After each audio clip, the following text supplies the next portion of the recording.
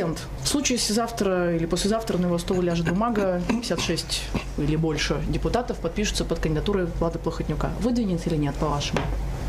Ну, господина президента две возможности. Подписать декрет о назначении кандидатом на пост премьер-министра по требованию большинства или отклонить на основании решения Конституционного суда от 22 апреля 2013 года, согласно которому в правовом государстве лица, назначаемые на высшие должностные функции, над ними не должно вот это планировать, или как это называется, они не должны подозреваться в коррупции. Кто подозревает, скажите мне, пожалуйста. Сам президент.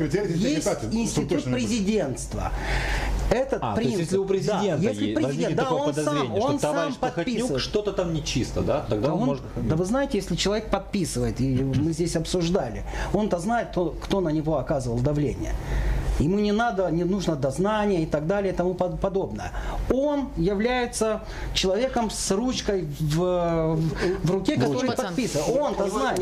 Гасим Бацан, а теперь другой сценарий. Выдвигается не кандидатура господина Плохотнюка, а не знаю, любая другая кандидатура X, Y. Любая другая. Но всем будет понятно, что в любом случае этот человек так или иначе ставленник господина Плохотнюка. Президент должен будет выдвигать или нет? Тот же подход. Формально будут...